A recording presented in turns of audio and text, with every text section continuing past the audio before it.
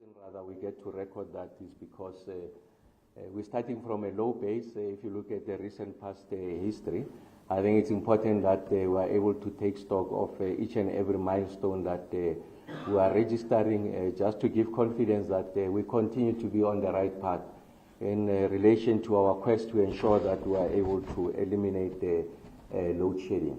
Let me also say at the onset that I want, on behalf of government and the leadership of Eskom, to express our regret and, of course, convey our apology to the rest of the country. The fact that, one, we're experiencing load shedding, and two, that we're experiencing the intensity of load shedding that we haven't experienced in a long time. The levels of agitation, the level of anger, the levels of disappointment are understood because we're really on a journey to ensure that indeed ultimately we are able to eradicate load shedding. So I want to say that please accept our most sincere apology, the greatest level of humility. I want to say to the country that we regret this setback in the same manner that we regretted the setback that was registered on the 1st of February. But I think what is important is for us to share with you what is it, how we got here, and what is it that we are doing to ensure that we are able to address this, the load shedding problem. First is that we are guided by the Energy Action Plan that the President unveiled to the country, I think in July of 2022, which had got 5 outcomes. Rather, the number one outcome really was to ensure that we fix Eskom, and the reason why Eskom is indispensable to the resolution of the electricity crisis in the country is because of the installed fleet that it has. Essentially, over a period of time, Eskom has enjoyed that monopoly. So the quickest path out of load shedding is to ensure that we get Eskom right. And on the part of Eskom, what did the board do, led by Dr. Mteto, was to adopt the Generation Recovery Plan in March of 2023. And that Generation Recovery Plan plays front center the issue of us ensuring that we are able to invest resources in planned maintenance. And in the context of that Generation Recovery Plan, we then went to National Treasury to ask for additional fiscal support because Eskom was and continues to be in a very difficult financial position. We want to strengthen the balance sheet. Issues of cash flow and liquidity were a major concern. And we got that fiscal injection from National Treasury. And we were able to make the kind of investments that we have made in the installed fleet of Eskom to ensure that we are able to get to a stage where load shedding is behind us. So I want to say to the rest of the country that we suffered the setback on the 1st of February after over 300 days of consecutive supply of electricity in an uninterrupted fashion. And again, now we're coming back to you where we have another bout of load shedding, and now the intensity is much greater. I must say that even having said all of that, during this period we have been able to achieve 99% of electricity availability. Of course, we want to get to 100%, but understanding where we're coming from, I think 99% confirms the fact that the Energy Action Plan is in motion, and in particular the Generation Recovery indeed is on course to be able to deliver the kind of results that we desire. And of course, the fact that we have had such phenomenal performance over that period of time is just a validation of the decisions that we have taken. What about the Generation Recovery Plan? I did say that we are placing front center, if you like, investments on the installed fleet, making sure that we have these machines reliable. We know that as part of that, we had to up our maintenance. So we had to go to levels of maintenance that have not been recorded in the recent past history. And as I stand before you, in terms of that Generation Recovery Plan, our planned maintenance is sitting at 7,500. 7,500, significantly higher than the period, same period last year. And we have accepted that there are inherent risks in this decision that we are taking. A lot of you will ask, but why do you go aggressive? Why are you not a bit measured, conservative in your planned maintenance? We understand the following. We can be a bit conservative, but we are going to place a number of units at risk. And when they fail, I think the failure might be catastrophic and requiring us to take even significantly greater decisions for us to be able to protect the grid. So we said that over this financial year, that generation recovery plan, the levels of maintenance, the aggression, calculated aggression, I must say, indicate is not reckless, and we must still maintain it. And we have accepted that there are inherent risks when you go this route. What are the inherent risks of going this route is that first, if there are outliers in relation to a major unit failing at the same time, then you'll have to initiate load shedding because you have undermined your ability to have sufficient headroom to be able to absorb the kind of cluster of units failing. As you remember the last time, the reason why we initiated that load shedding was because we lost the units, 3 units each at Matimba and Letabo, some of our best performing power stations. And of course, as a result of that, we had to initiate load shedding, and in that instance, the intention was to ensure that we were able to recover our reserves, ensure that we were able to protect the grid going forward. The turnaround in that exercise was around 30 hours, and we were able to replenish, we were able to get some of the units back, and then we have seen the run that we have recorded so far. So that's an inherent risk, and that inherent risk again has materialized in this instance. We lost 5 generation units at Majuba.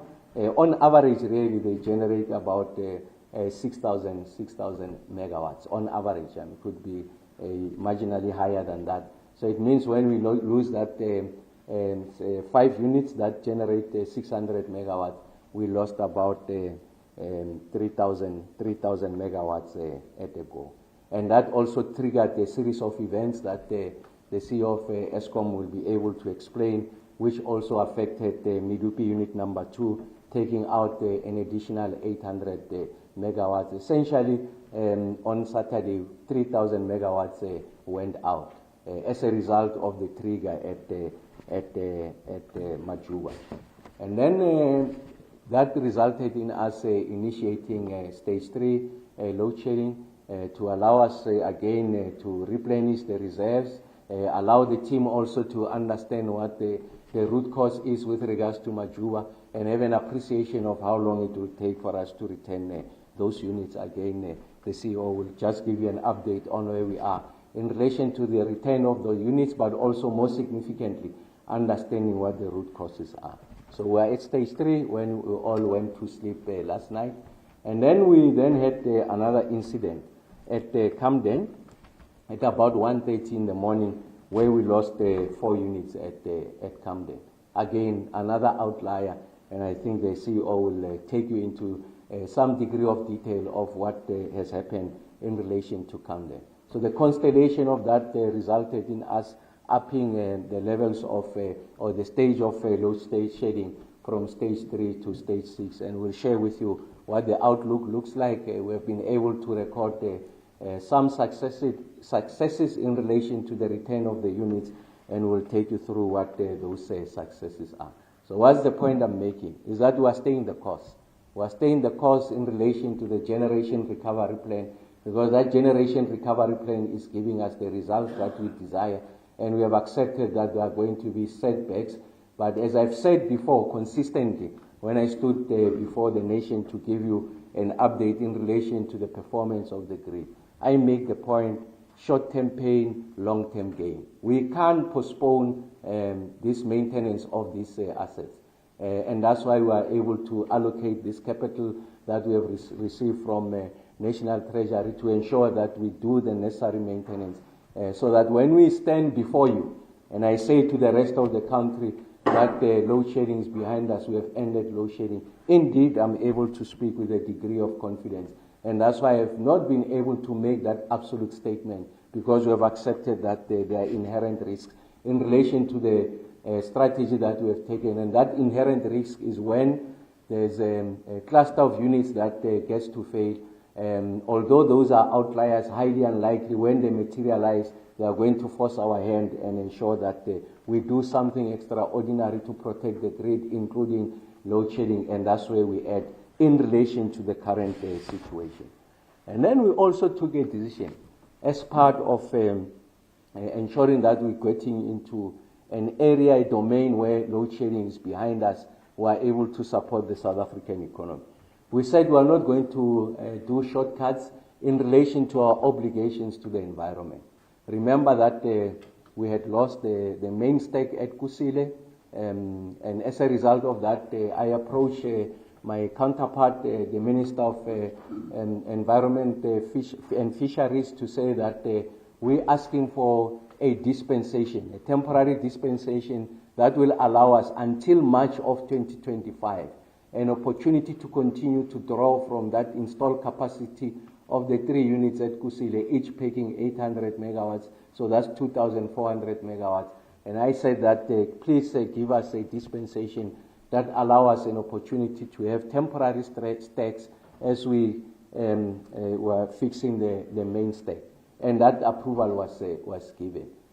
On the back of that approval, like I said, the expectation is that we must be able to keep to our promise of ensuring that they were relinquishing the temporary stacks. We go back to the main stack. Remember, the key issue there is to ensure that we are able to reduce the degradation to the air quality in the area of Kusile, and which has got the impacts on the communities in that area. We have started that exercise. We removed from the temporary stack unit number 3, took a bit of time as we're then connecting it to the main stack. Again, on Saturday, the Saturday before yesterday, we took out unit number 2, that's 800 megawatts. We took it out from the temporary stack. We are going to connect it to the main stack. So it means that in addition to the 3,800 that we lost from Majuba and Midupi, and also what we lost at Camden in the early hours of this morning, there's that 800 megawatts that out of our own planning was taken out to ensure that we keep to our obligation in relation to the environment. And then the second intervention we had made in our quest to ensure that we are able to meet the licensing requirement associated with the life extension of Kubek unit number 1. We had, as a compliance issue, we had to take out Kubek to ensure that it gets to be refueled. Again, Kubek was taken out during the past week, so 980 megawatts. So if you put Kubek and Kusile, essentially we took out 1,600 megawatts really, in addition to the 3,800 megawatts that we have lost. So the point I'm making is that as part of this journey to ensure that we eliminate load shedding, we are going to ensure that we keep to our obligations in relation to the environment, we keep our obligations in relation to compliance as far as Kubek is concerned, so that which the national nuclear regulator has put before us gets to be met, and we are able to give confidence to the country that indeed we are moving in the right direction. And I want to say the following also, because I've had a number of inquiries, and ordinarily people will be calling, suggesting that there could be some underhand activity in relation to what is confronting us. I want to say to the rest of the country, the evidence that is before us is that this is a technical issue, and we are going to explain it.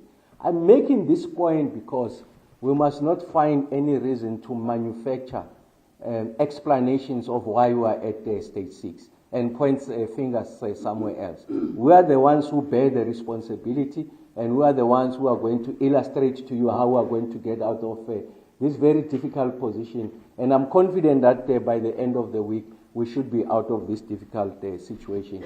And of course, the CEO will also take you through what are the megawatts that we are expecting today, we are expecting tomorrow, the outlook going forward. We are confident we are going to go to conditions of normality. What are those conditions of normality by the end of the week? Is that there will not be load shedding. We would have gone through this wave, and of course, we go to what? We want the country to get accustomed to being normal, and in fact, something called load shedding should be considered extremely abnormal, and that's why we're taking these extraordinary measures to share with you. So then, long and short of it, there is no sabotage on the basis of what is before us. We are able to explain what went wrong, and in fact, it's something that we are addressing, and we'll share with you and the rest of the country what are those measures that we are taking.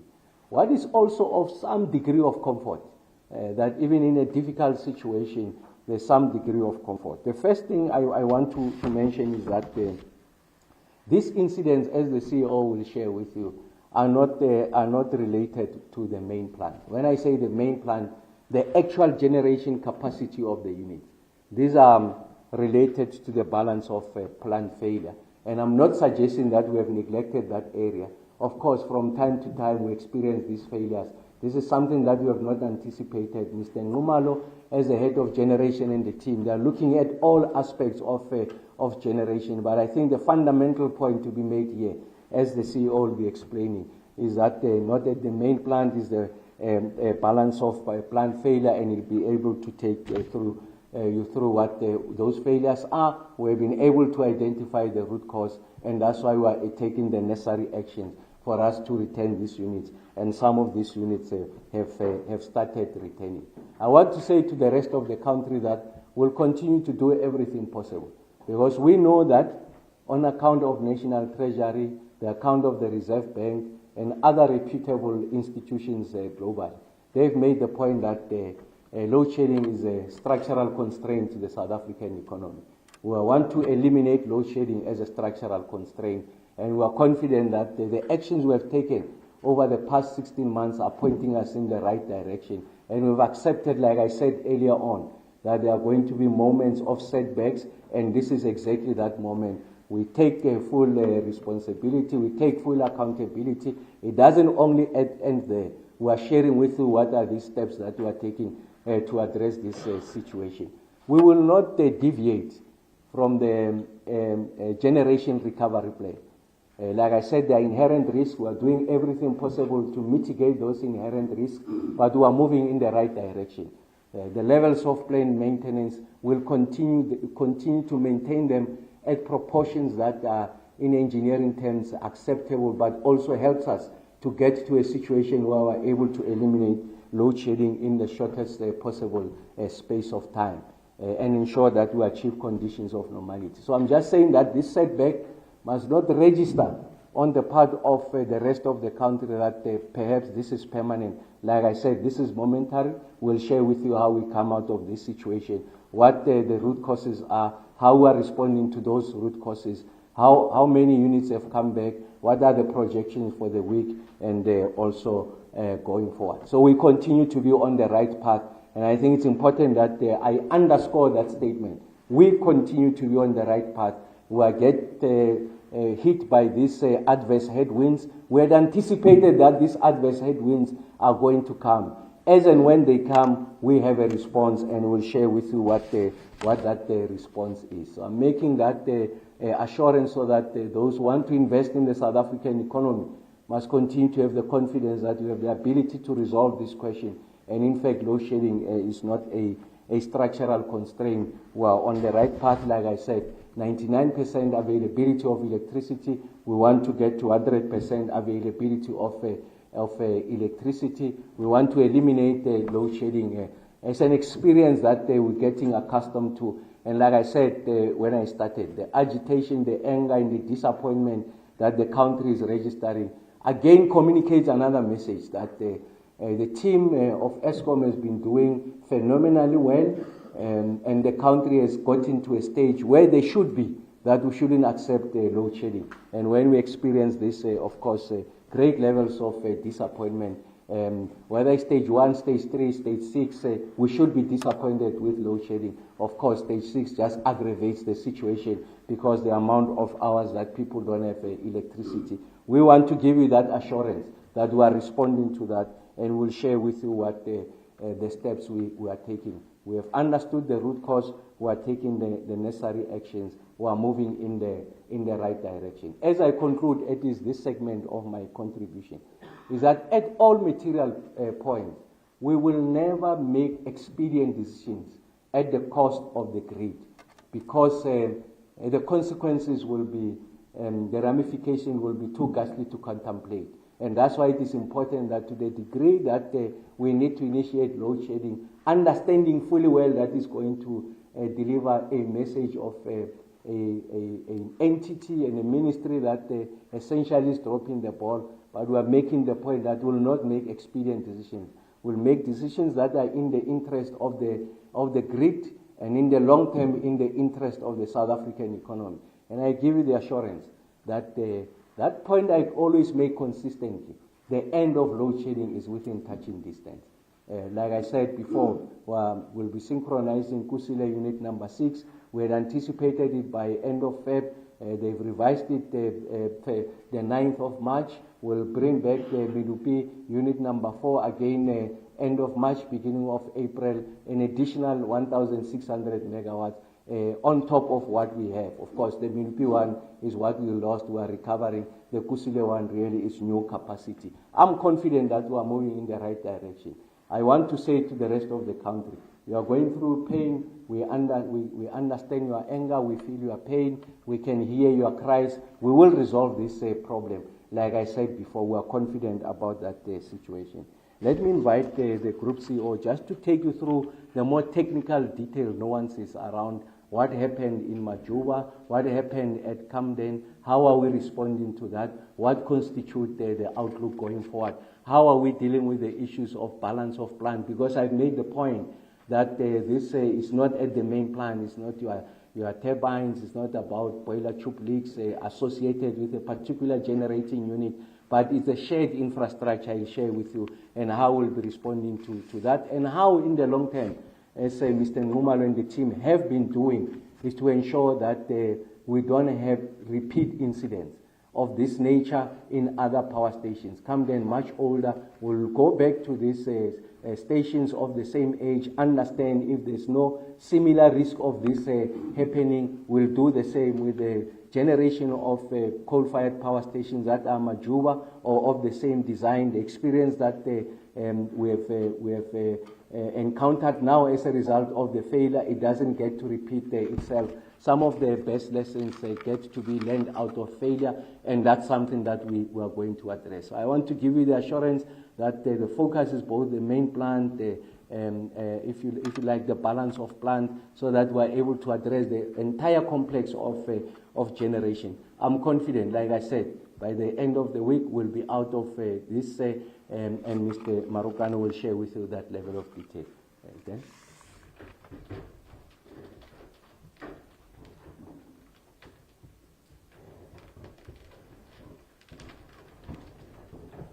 Thank you, Minister. Good morning, ladies and gentlemen. Good morning to the viewers at home. I'm going to touch on the incidents relating to both the Majuba power station and Camden thereafter. I'll share with you what we have since done in terms of the thinking behind the stages of load shedding that we embarked upon.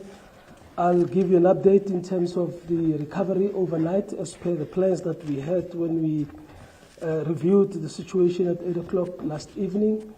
Give you some update as at the assessment at 8 o'clock this morning, and hopefully give you a sense of where we are headed for the remainder of the day. Essentially, what really pushed us into the position that we found ourselves having to initiate load shedding at very short notice yesterday at 5:30 was the loss of multiple units at Majuba Power Station. This was occasioned by initially an overload on a transformer as a result of the startup of a unit that was coming out of a long-term outage, and that essentially started the domino effect of reticulation supply cutting to the rest of the units, and one by one those units gave in. It's essentially, as the Minister explains, more to do with the support of power to the compressors for both air systems in the units. We have understood the exact nature of how the event came about, and we are able to isolate it overnight and start addressing it. Of course, in the coming week, we'll be diving deeper into ensuring that from a system design perspective, we are able to contain such occurrences going forth. And we'll also assess where else the risk may be lying in our fleet. For Camden, we essentially had a failure on a hydraulic valve that then triggered us in a position where our cooling water pumps were not adequate for maintaining the requirements of the remainder of the units that were running, and so we lost them as well. This is an area where we've been doing some work. We have done some interventions last November, and we have plans to essentially address that adequately going forth. I just want to indicate that when we discovered the situation at Majuba yesterday, it also coincided with the trip at Medupi. We can now confirm that that trip at Medupi had to do with the under-frequency in the network overall that pushed that unit at Medupi itself into a position where it tripped. So they are all interrelated to some extent. We do understand how it happened, as I said, and I'll give you an update in terms of the progress that we've made overnight. We had to take stage 3 load shedding to build and protect the demand and build the capacity for us to preserve the reserves, which we've been using quite extensively in the week. At 1 a.m., when the Camden situation unfolded, we had to escalate the level of load shedding because that meant that we had to run, we essentially were going to have to run the reserves much more harder. And that would have presented problems in terms of our recovery today and the recovery before the beginning of the week. Where are we now? Of the 10 units that we lost overnight, we have essentially returned about 6 units. In fact, as we're sitting here, another unit came through from Matimba. We've recovered just in excess of 3,200 megawatts or so of capacity overnight. We have 5 to 6 units that are planned to come back in operation during the course of today, and we'll take stock just after 8 o'clock this evening, after the evening peak. Our teams are very focused on retaining these units. We have done the risk assessments in terms of our readiness to be able to get them back as late as this morning, 8 o'clock, and we have sufficient requirements to bring them back online. Our focus is, as I said, maybe specifically at Majuba, where we lost these 5 units. We have already brought 2 of those units back by 6 o'clock this morning. 2 of those were back. Camden, where we lost units at 1 o'clock in the morning. 1 of them was already back by 6 o'clock this morning. We expect 2 more Majuba units in the course of today, and in the next day or so, we should have all of the power station units that are available back in operation, and we'll proceed up to Tuesday to bring the rest of the Camden units back in operation. I need to emphasize that both Majuba and Camden are actually, both of them are stations that have done very well in terms of their overall generation recovery performance. Up to the point where the incident happened, Majuba was running on average at about 68% EAF and Camden at 61%. So you can see that the work that we have done in actually driving operational recovery of these units had substantially given us good results.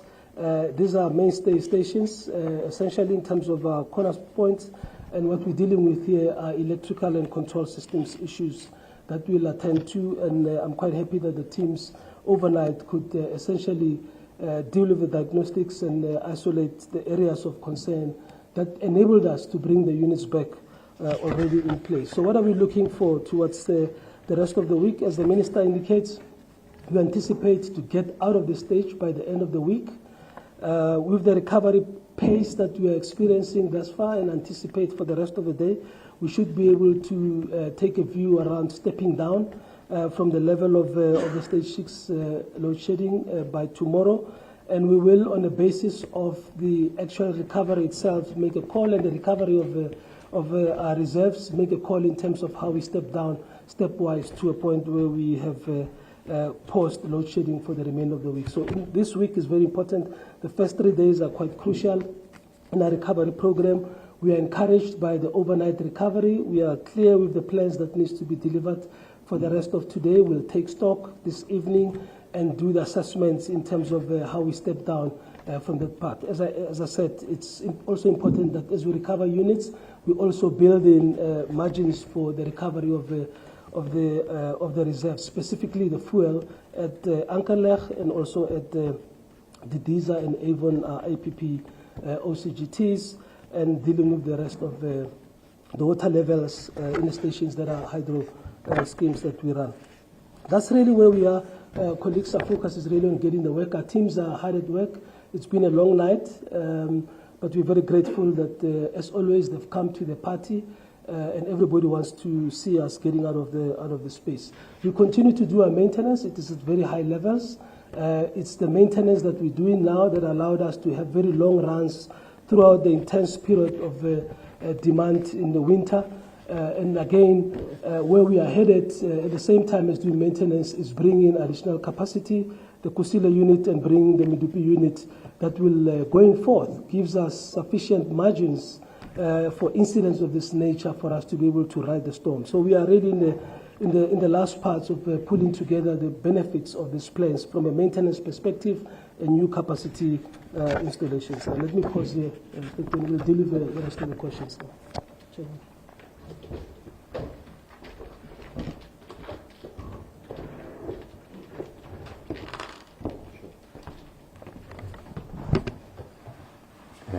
Thank you so much, Dan.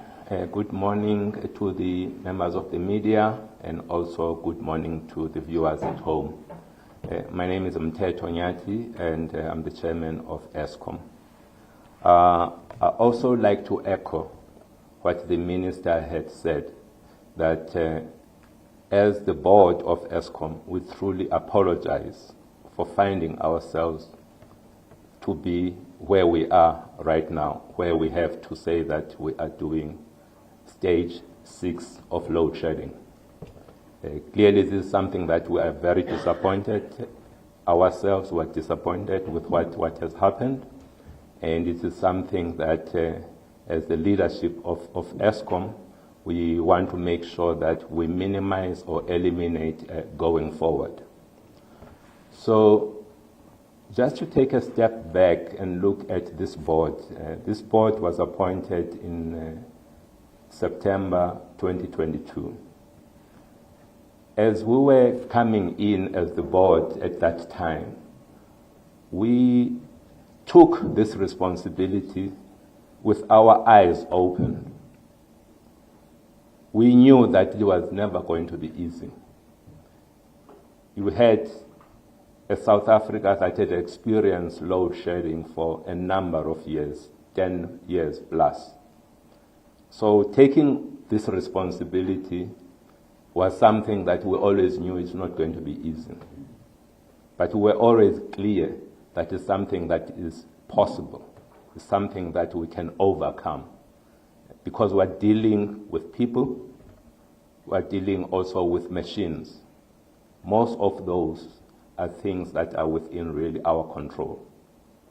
So it is because of this that we felt as the board coming in that we are going to be a different board.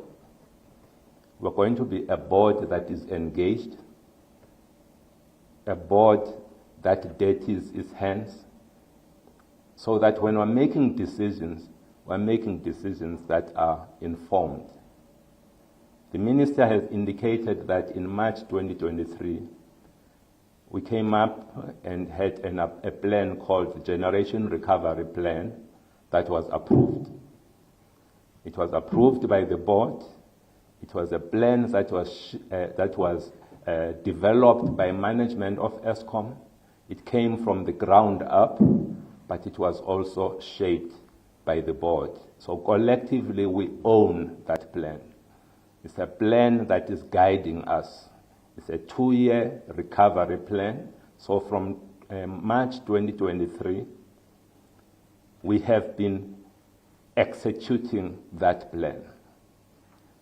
At the core of that plan, what is it that is at the core? There's really, I would say, 3 things that are at the core of that plan. The first was making sure that we've got the right leaders to execute and implement this plan. So when we appointed in April 2023 Bheki Nxumalo as the head of generation, who in turn went ahead and made some changes within many of the power stations, it was part and parcel of making sure that we have the right leaders helping us to execute this plan. And also leaders that can create an environment where people look forward to coming to work and helping us to address the problems that we're facing in the different power stations. So we did that. The second element of this plan was to focus on what I call the basics. So one of the things that we saw as we were engaging, as we were visiting the power station, is that somehow we had deviated from the standard operating procedures. Things were not always being done in line with how they should be done. So the key focus of Bheki, together with his leaders, was to make sure that we master those basics. So that was really the key element, the second element of the plan. And the third one, because we could not do everything at the same time, we had spread out over the 24 months of that 2-year plan key actions that needed to be taken. So we had to make sure that there was discipline in doing the things that we said we're going to do. And that is exactly what has happened. The kind of performance that we saw, the fact that we had 10 months of no load shedding, that is not a miracle. It is as a result of the work and the effort that was done by the leaders within Eskom that helped us to be at that point.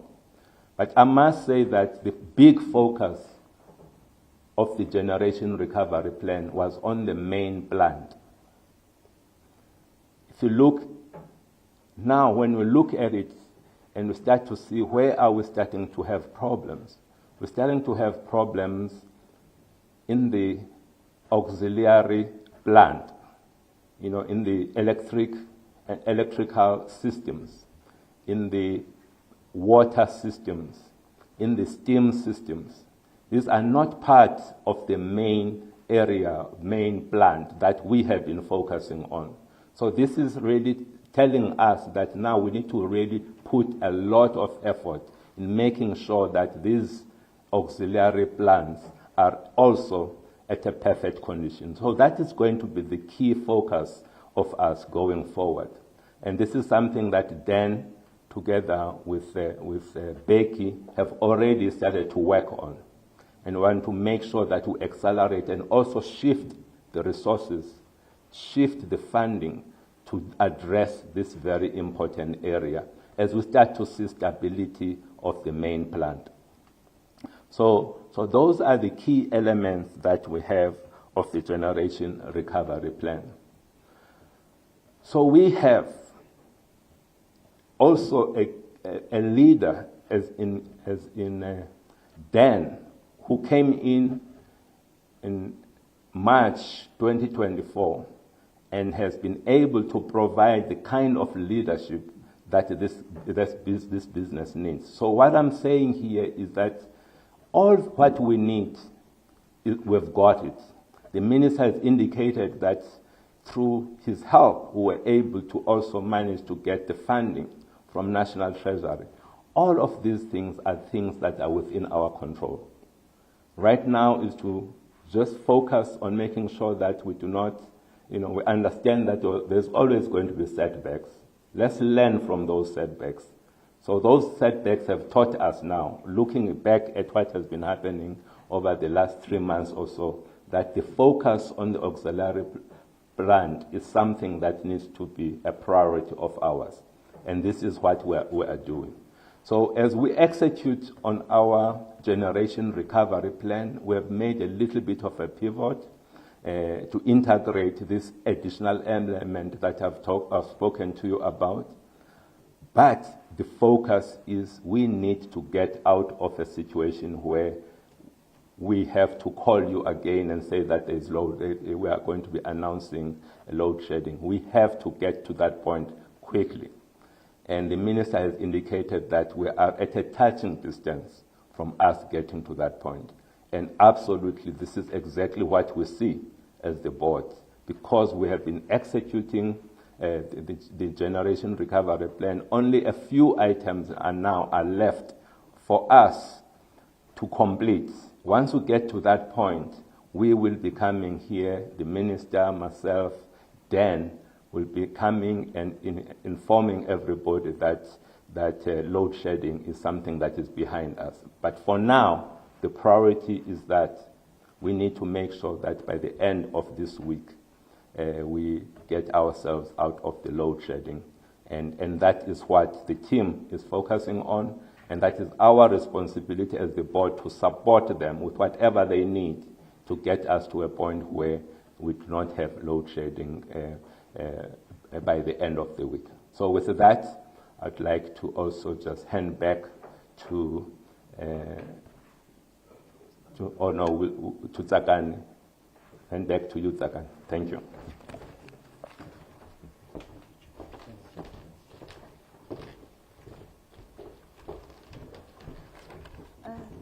Thank you very much to the Minister and the leadership at Eskom in the compliments of Mr. Mthethonyati and Mr. Dan Marukane. And with that, colleagues, I think we are now prepared to take questions. The panel will be more than happy to provide you with clarity to any questions that you may have. And therefore, we will start with any questions that are in the room before we go to those that are shared online. By a show of hands, colleagues, we can proceed with the session. And then, Dakalani, you just go through the online questions after this round. So, the questions now. So we've got our first hand there. Any other questions after that in the room? So after you will go to Dakalani. Please introduce yourself and the media house you represent. So just a clarity question in terms of getting out of the load shedding stage that we're in. So the expectation, what I'm getting is the expectation is we shouldn't get major reductions, but sort of a gradual reduction is what we can expect of load shedding. And then the other question is, in terms of then this load shedding setback, what does that mean for the savings that Eskom was making in terms of diesel savings, the usage of diesel? Does this have any sort of impact on that? Thank you. Dakalani? Thank you, Tsakani, and apologies. We do not have the mics today, but I think I will be audible enough, colleagues. The first two questions that we have are coming from Chris Yellen from A Business Intelligence. The first one is, please can you advise whether Unit 1 has gone offline yet, and if not, when is it expected to go offline, and when it is scheduled to come back online again? The second question, please can you advise whether the return to service of the flue gas plant at Kusile Units 1, 2, and 3, the placing into commercial service of Kusile Unit 6, and the return to service of Unit 4 is all on track without any further delays. And we have a question from Noro from Fullview. The question is, the latest national electricity plan is financial unviable. Is it not time to withdraw it and replace it with a realistic plan based on open source modeling? And such should not emerge behind closed doors. And we have Helena from News 24.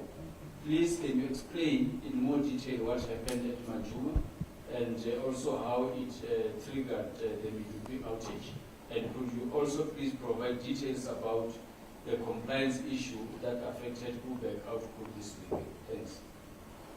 Thanks, Takalani. From these questions, I think Mr. Ngumad has got a lot to answer to.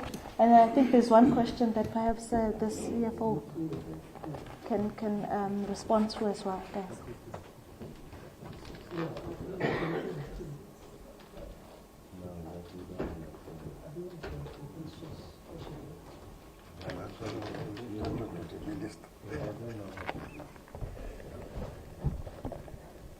Okay, good morning, everyone. I will talk to some of the questions that have been raised.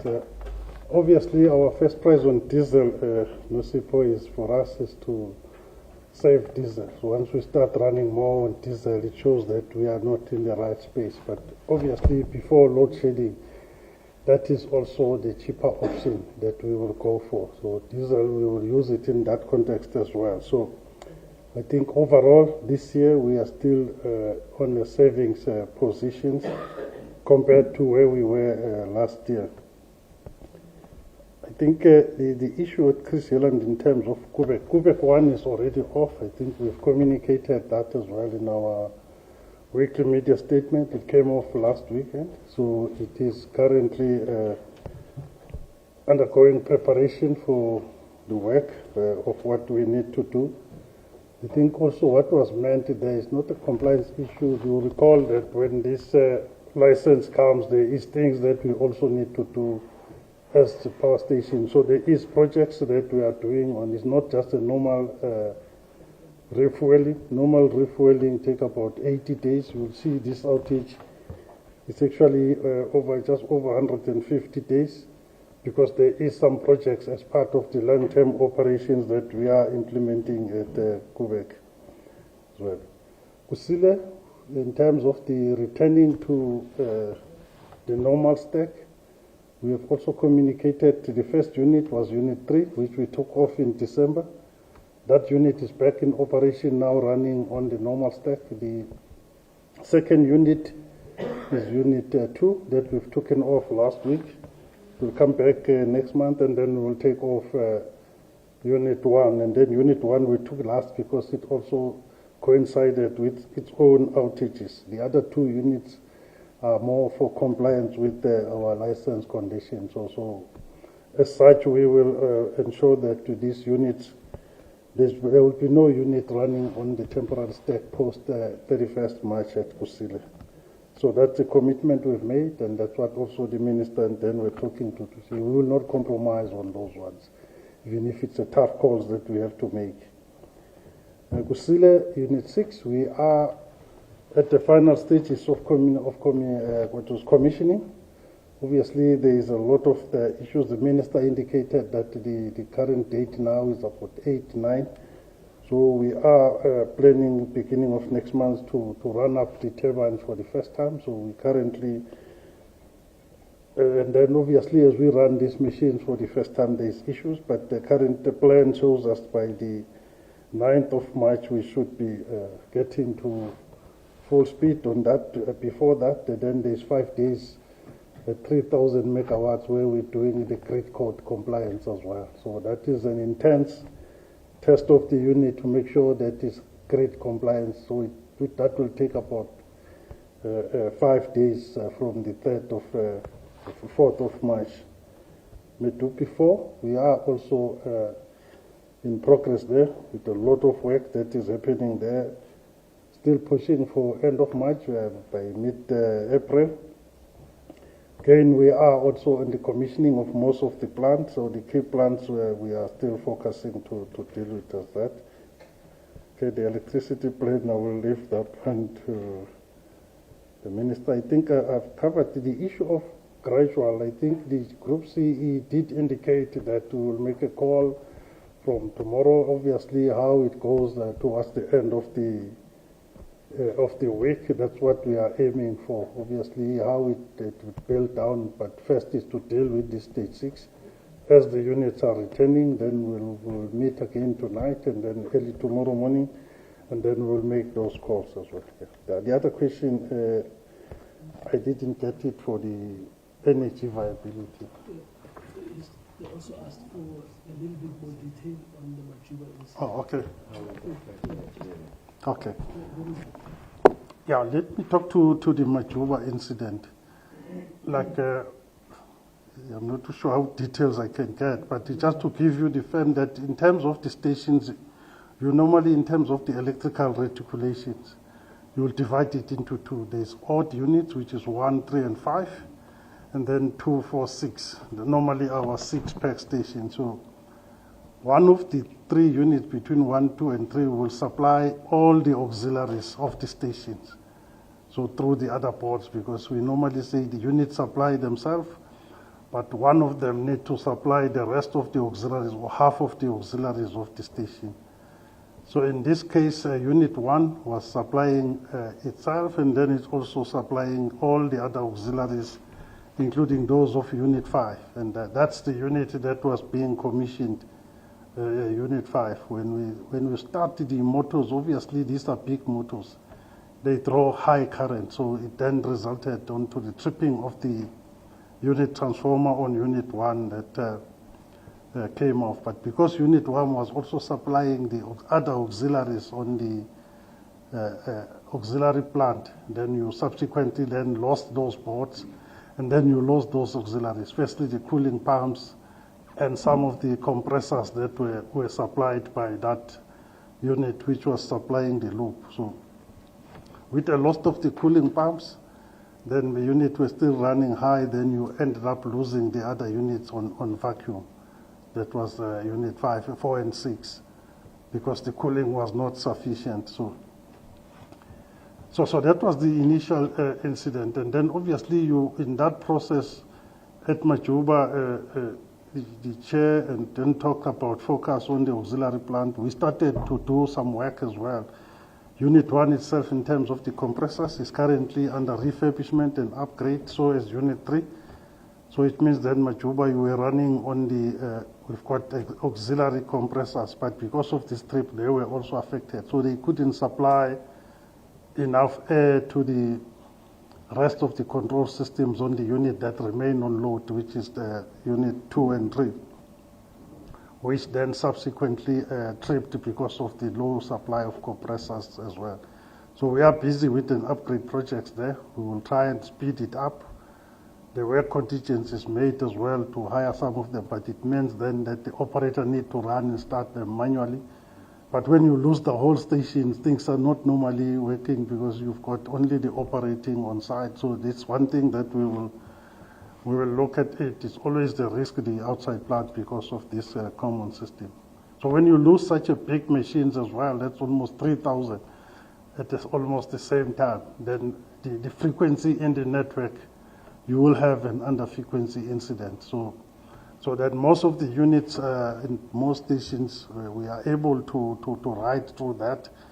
But at Petupi, during that same time, they were having some higher temperatures that they needed to deal with it on the motors, on the boilers. That's what then caused them to trip when it sees that low-frequency incident. So hence it could come back quickly. So that's how really the incident of Majuba became the cascading event. So we've been working through the night to bring those units. I mean, the 3rd unit just came back now as we are sitting, as Dennis said. So we are almost getting back to normality at Majuba. I think I'll cover. Thank you.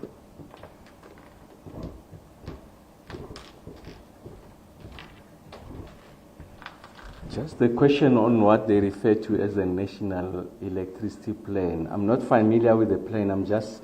I make the assumption that the question really is around the IRP, the integrated resource plan, which articulate an overarching, if you like, strategy on how we're going to support the electricity demand in the country.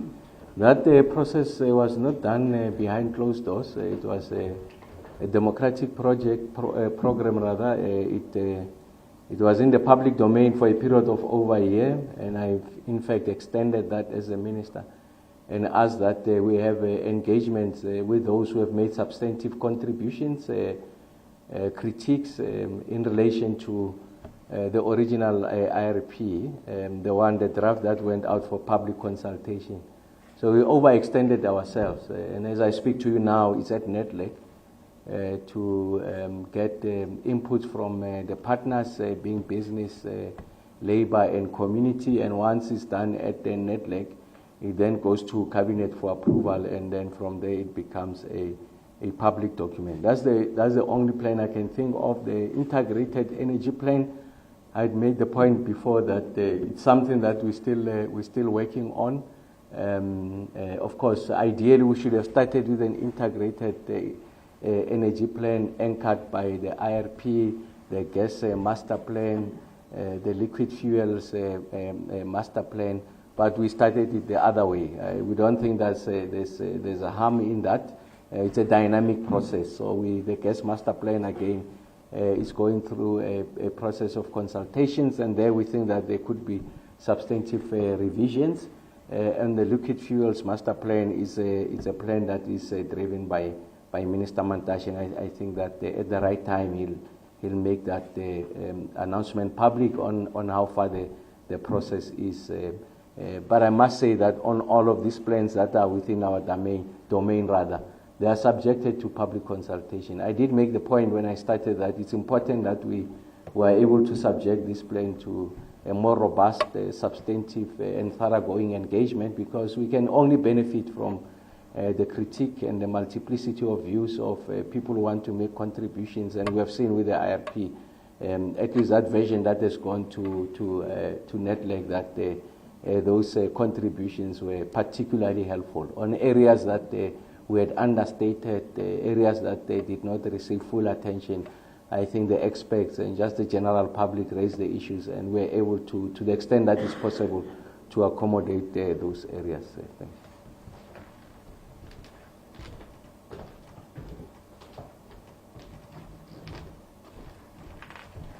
Thank you very much to the ministers and Mr. Ngumalo for the clarity. Colleagues, in the interest of public interest, we'll take another round of questions. This will be our final round of questions. So are there any follow-ups and any further questions online? There is a hand there. Any other hands in the room before we go to Takalani? So there's just one. Takalani, please, you'll follow the lady with the online questions. Can I go? Yes, please. Joyce Summers from Pipeline. It's slightly off topic, but not really, especially in the light of the stage 6 load shedding. I've got two questions.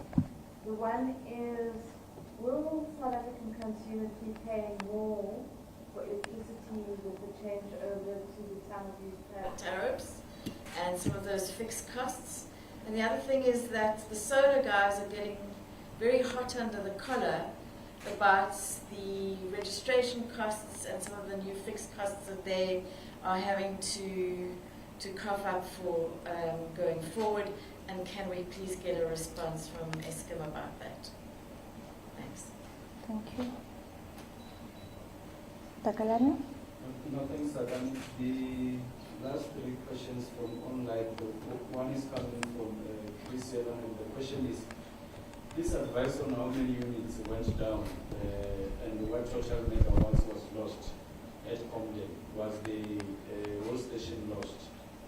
And the following question is from Helmo Cruz from Independent Media, and the question is, please explain what the frequency problem was. I'm not sure, because it didn't make a reference to anything, but that was just a question in brief. And the last question is again coming from Chris Eland. The question is it possible for the minister to give residents and businesses in Johannesburg an indication of the outcome of the Sanegi report and the way forward in respect of the billing dispute between Eskom Distribution, City Power, and the City of Johannesburg? Thank you. Thank you, Takalani. I think we will start I don't know if the CFO will be able to. Okay.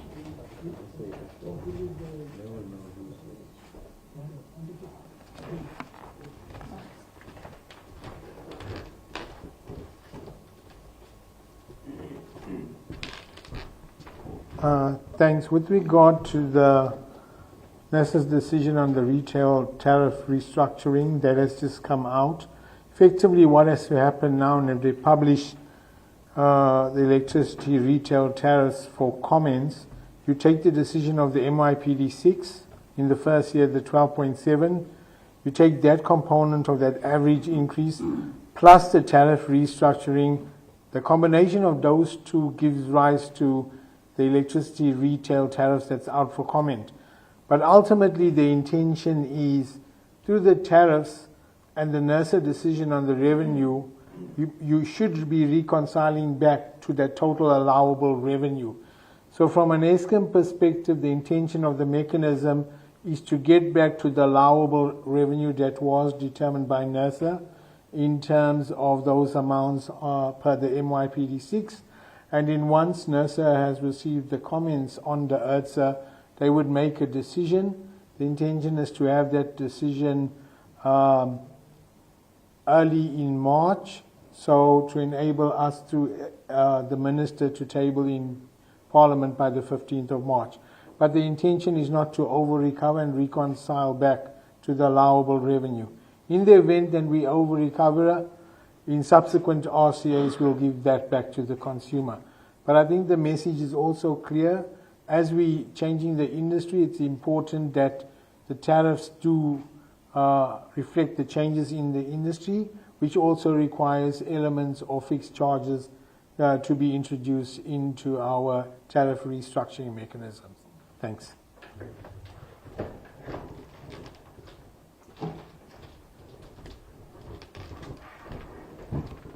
Maybe just dealing with Chris's question, Beggie's already explained that the frequency issue at Medupi, I think it's Helmut's question, the frequency issue at Medupi was related to the under-frequency overall in the network.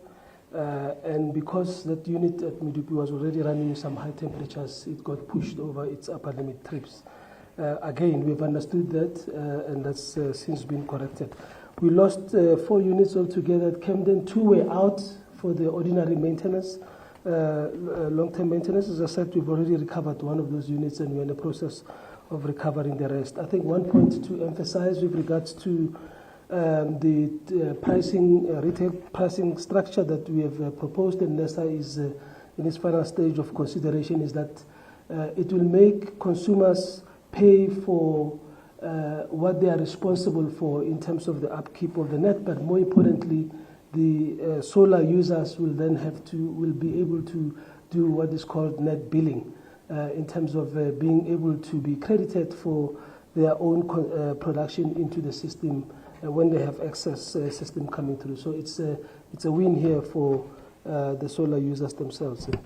The last question, of course, has to do with the SANEDI report, and I'll leave that to the Minister. The solar, the registration costs.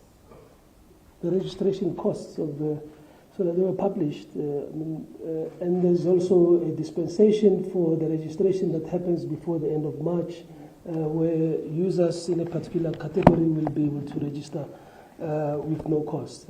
That's been published quite well on our website, and I encourage people to look at it.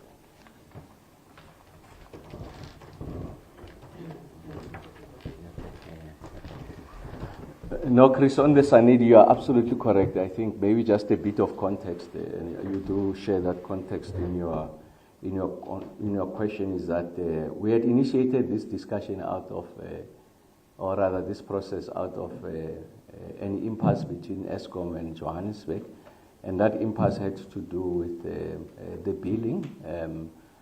So the city of Johannesburg was of the view that there's incorrect billing on the side of Eskom in relation to their bulk purchases, and Eskom was raising the issue that there's a debt that City Power is not meeting, and City Power is disputing that on the basis of their contention that there were issues around billing inaccuracies.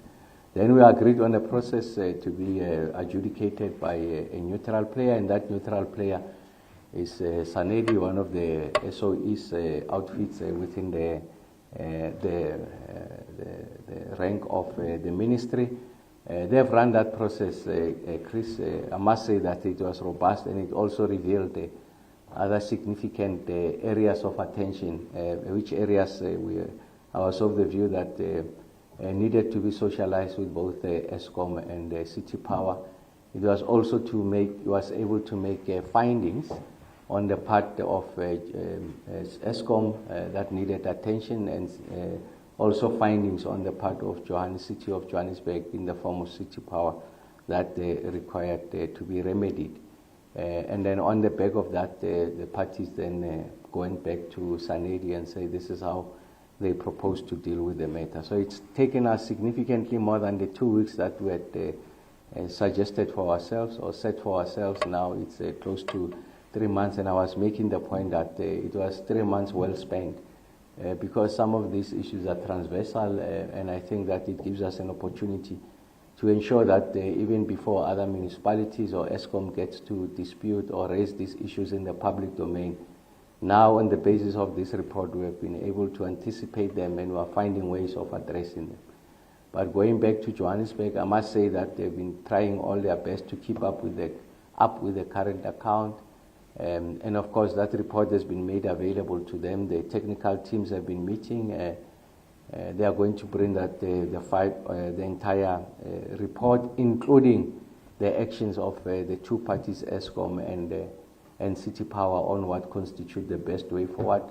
And it's upon receipt of that I'll share with you. I mean, in the same manner that we had announced the process, I'll come public and say this is how we are resolving the Johannesburg Eskom situation.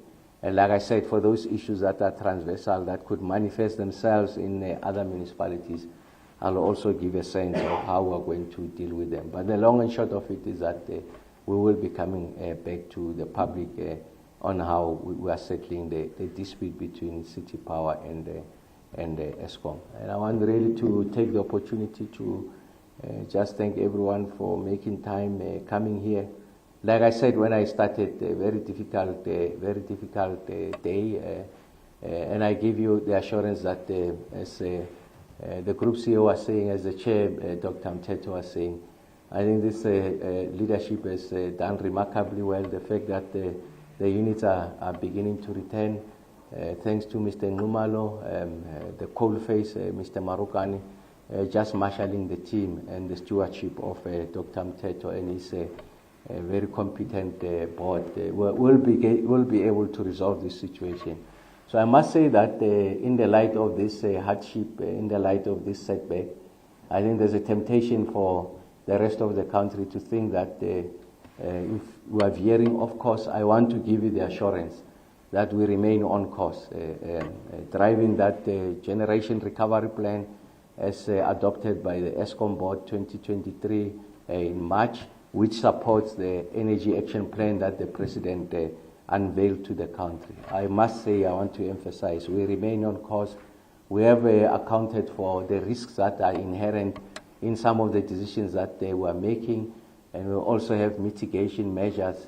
And we do accept that in an instance of an outlier like this one, where the entire station goes out for reasons that Mr. Ngumalo and Marokane has explained, the domino effect in relation to other power stations, what happened in Camden, that constitutes an outlier. What is important is that we have been able to find out what the root cause is. The team is attending to that. Some of those units are back. As the chair of the board was saying, Dr. Mteto, again, attention gets to be given, if you like, on the balance of plant, so that we are able to address the entire value chain. So I want to say to the rest of the country, very difficult period, but we are going to get to a stage where load shedding is behind us. And like I said, we are giving the assurance that it's going to be, of course, the stage is reduced. As the leadership of Eskom has said, the technical team will meet tonight, take stock of where we're at. We are confident that the units are returning, making the next announcement of what constitutes the next stage. We'll do that subsequent days. the assurance I'm giving you that by the end of the week we'll be out of load shedding. And I'm confident that we are going to start another run, and hopefully this run will be permanent. At the point where myself, the leadership of Eskom, first the leadership of Eskom and myself are of the opinion that yes, indeed, we have addressed all the issues. We are confident about the statement we can make in public that load shedding is behind us. We will come and share with you that load shedding is behind us. And I want to repeat that there's no underhand. We are not suspecting any sabotage. On the basis of the evidence that is before us, we can explain what has happened. We are taking responsibility. We are going to fix it. Like I said, we are not going to manufacture reasons. We take full responsibility and accountability in the same manner that we bask in the glory of uninterrupted days of no load shedding and ultimately ending load shedding. When there are difficult moments, stage 6, I'm the minister. I bear that responsibility, working with Eskom. So there's no other person but myself. The buck stops here, and that's why we have shared with you how we are going to respond. We have accepted that there will be these setbacks, and we'll do everything possible to address them. As I conclude, I want to repeat, load shedding is within touching distance.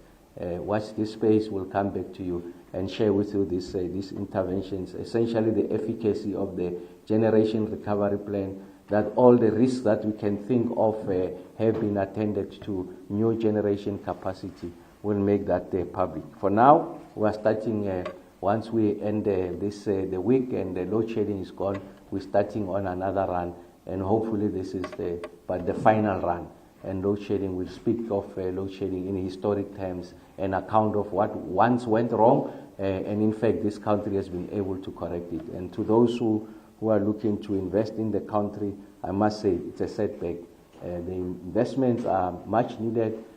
Myself and Eskom, the chair, will announce the next generation of new generation capacity. Private sector is coming on stream. I think we're in good space. As the SONA would have said, Show Minister Godongwane, when he retables the budget, take stock of this. It's important to support the budget that the minister will be announcing, because with the structural constraint, the ambition of 3% plus GDP growth during the term will not be possible. So we understand our responsibility. We will not cut corners, will not be expedient, will not mask any challenges, will come out and share with you what these challenges are, as is the case now, but most importantly, share with you how we're going to get out of this very difficult situation, a setback, unacceptable. We understand your anger, your disappointment, your grievance. We will resolve this. That's the assurance I want to give you. Thank you very much for attending. And thanks once more to members of the media for making it public for us, possible rather, for us to convey this message. Wish you a lovely Sunday and a blessed week ahead. Thank you.